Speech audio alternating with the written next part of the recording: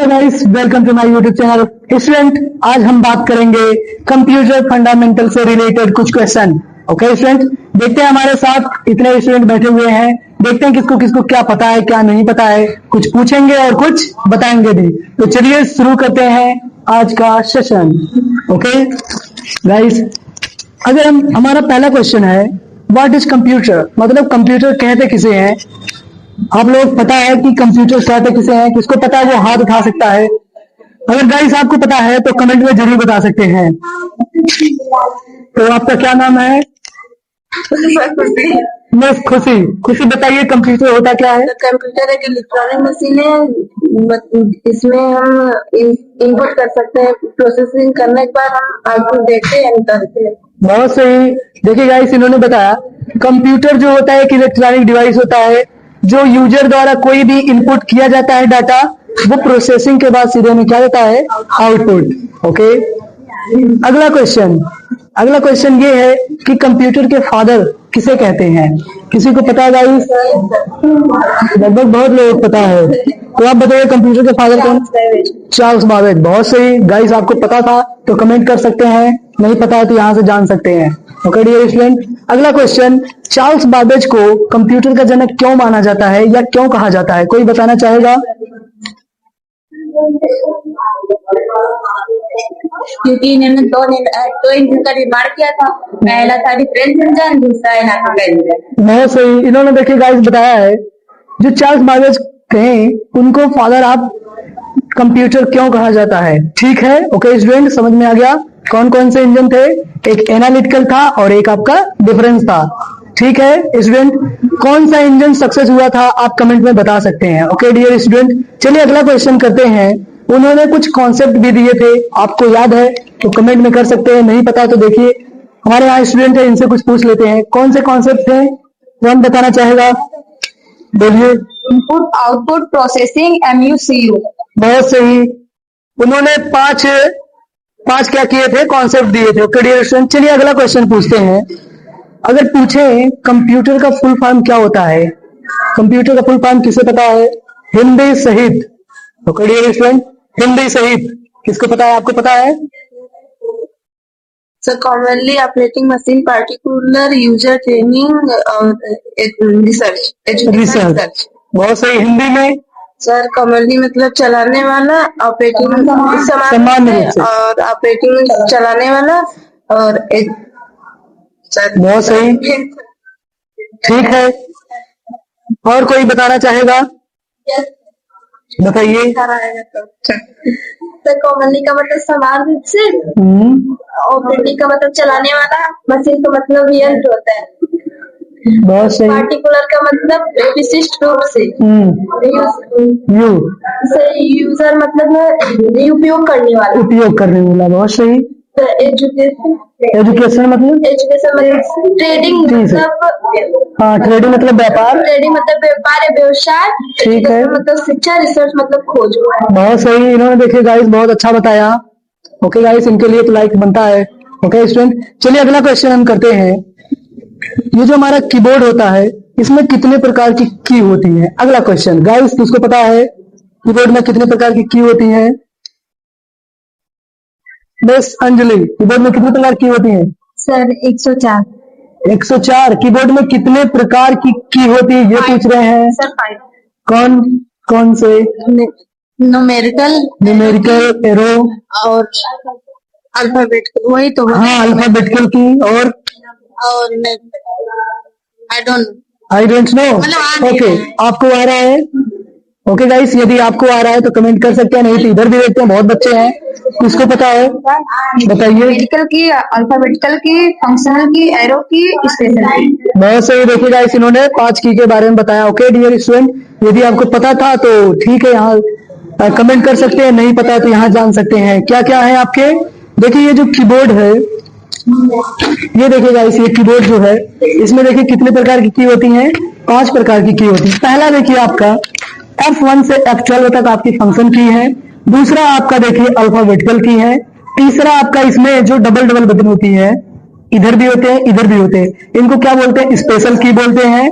और ये देखिए आपका इसके बोलते हैं नेविगेशन की भी बोलते हैं, एरो की भी बोलते हैं। ओके, और ये हमारा लास्ट पांचवा नंबर की, न्यूमेरिकल की भी बोलते हैं। ओके स्टूडेंट, तो कीबोर्ड में सबसे बड़ी बटन कौन सी है, कमेंट में जरूर बताइएगा।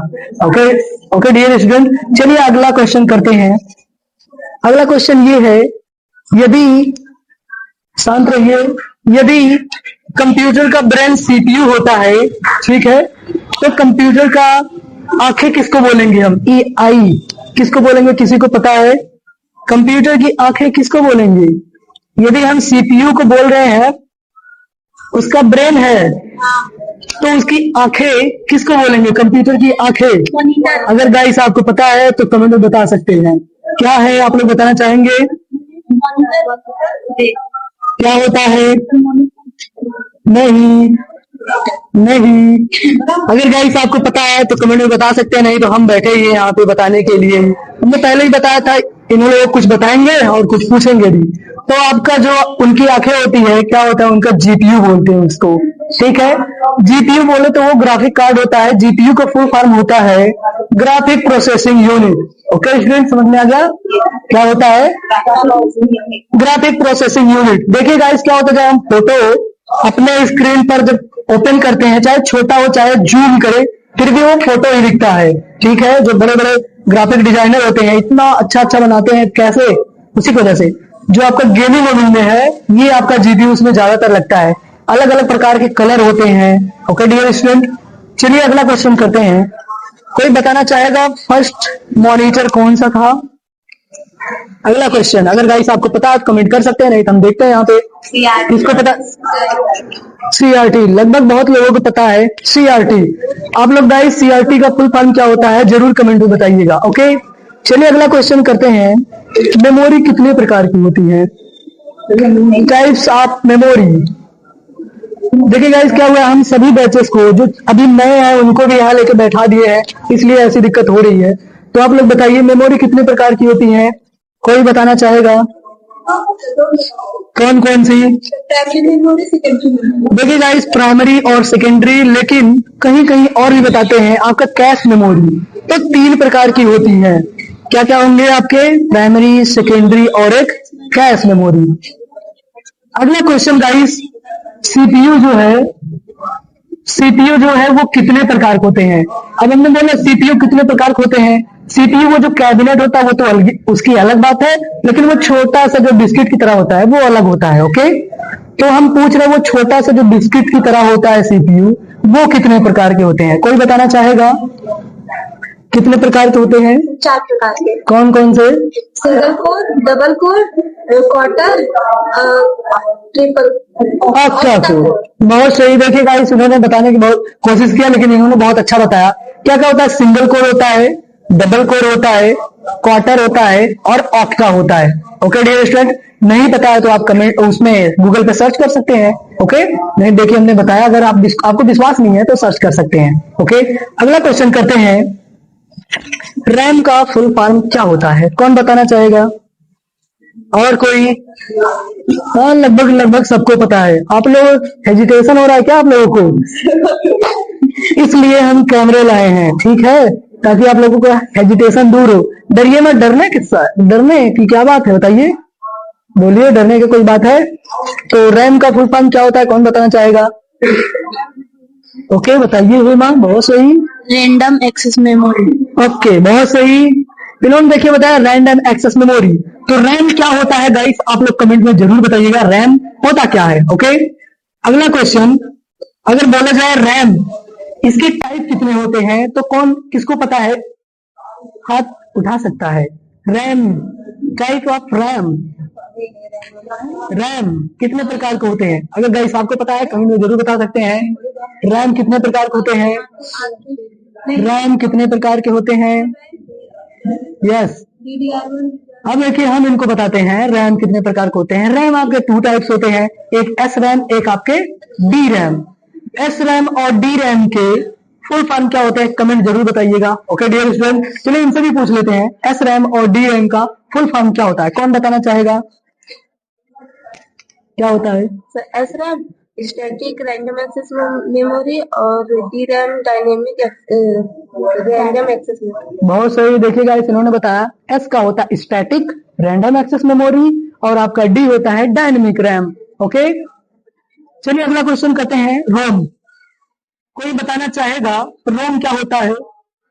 रोम क्या होता है गाइस? आपको पता है कमेंट कर सकते हैं, बताइए रोम होता क्या है?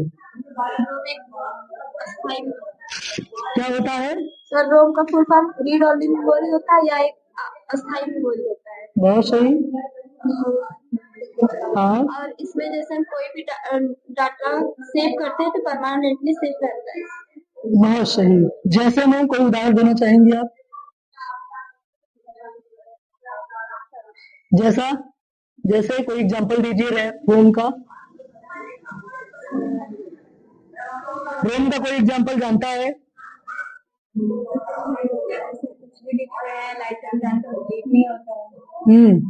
नोकिया का फोन हाँ, नोकिया का फोन कह सकते हैं, जो वो हाथ में रहता है, उसको हम जितना बोलेंगे रुक जा रुक जा, रुकेगा ही नहीं। ओके, इन्होंने सही बताया गाइस। जो रोम होता है, सभी इंस्टीट्यूट पे यही सिखाया जाता है। रोम जो होता है, डाटा को सेव करके रखता है, वो भी परमानेंटली रखता है। क्या होता है, जो हम बना रहे हैं उस डाटा को, नहीं, ऐसा नहीं है। जो एक बार डाटा उसमें हो जाता है वो कभी इरेज नहीं होता है, लेकिन उसके टाइप्स आ गए हैं, इसलिए इरेज भी हो सकते हैं। तो देखिए आपके रोम कहाँ कहाँ पाए जाते हैं। आपका जो रिमोट हो गया, रिमोट, अगर हम उसमें 5 दबाते हैं, ठीक है, क्या वो 5 आता है या 6 आ जाता है? 5 ही रखता है, तो उसमें क्या लगा हुआ है? रोम। ठीक है, वो देखिए जो चूल्हा होता है, इलेक्ट्रिक चूल्हा जिसमें पकाते हैं सब, उसमें मतलब क्या होता है, जब हम टाइम सेट कर देते हैं बस उतने तक रहता है। जैसे मान लीजिए हमने कुछ पका रहे हैं उसमें, ठीक है, हाँ वॉशिंग मशीन भी है, मान लीजिए हम उसमें कुछ पका रहे हैं, हमें पता है कि 10 मिनट 15 मिनट में पक जाता है, हमने 10 मिनट उसमें करके सेव करके रख दिया, वो बस 10 मिनट तक चलेगा।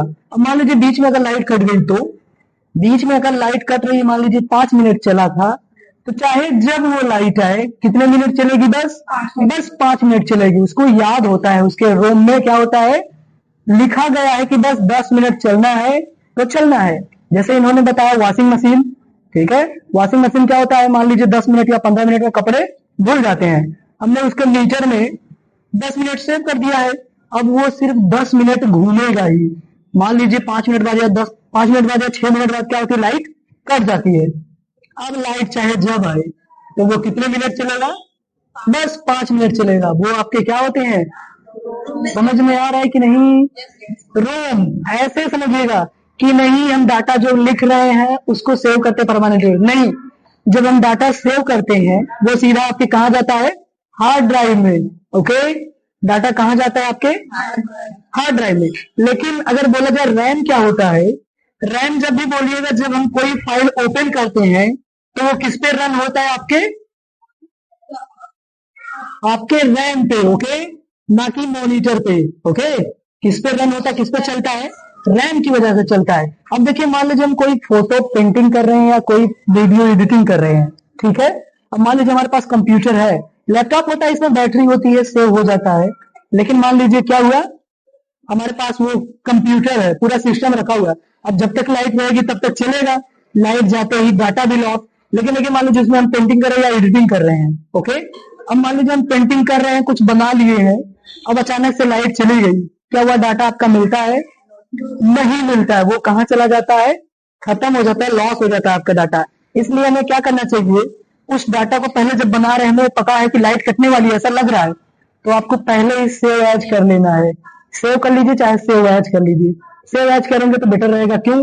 क्योंकि सेव एज कर लेते हैं, बार बार आप कंट्रोल एस करके सेव करके रख सकते हैं। ओके, जैसे मान लीजिए हम क्या किए, आधे घंटे की 1 घंटे की मूवी थी, आधे घंटा एडिट किए हम, ठीक है, अब हमें लग रहा है कि लाइट कटने वाली है, ठीक है, तो आपको क्या करना है, कंट्रोल शिफ्ट यस कर लेना या F12 सेव एज की शॉर्टकट की।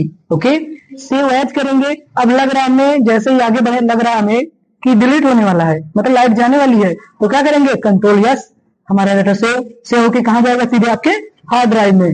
ओके, समझ में आ रहा है? समझ में आ रहा है गाइस, आप लोगों को समझ में आ रहा है? ओके, अगर बोरिंग लग रहा है तो कोई बात नहीं, ठीक है, थोड़ा इंटरेस्टेड बनाते हैं इसको, ठीक, ओके, समझ में आ रहा है। अगर बोला जाए रैम का प्रयोग कहाँ होता है, कोई ऐसा बताइए। तो हमने बताया वो जो फाइल ओपन होते हैं किस पे चलता है, आपके रैम पे चलता है। और देखिए जो आपका डायनेमिक रैम और स्टैटिक रैम होते हैं वो आपके घड़ी में प्रयोग होते हैं। किसमें? घड़ी में, टाइम के लिए, जो आपके फोन में है या फिर इसमें, किसमें प्रयोग हो रहे हैं आपके, ठीक है, RAM, D RAM, okay, dynamic RAM, ठीक है। अब आप लोगों को विचार आ रहा होगा क्यों ना इसके रोम में फिट कर दिया जाए, लेकिन अगर उसके रोम में फिट कर देते टाइम तो हर जगह क्या होता, सेम टाइम होती हर जगह, ओके।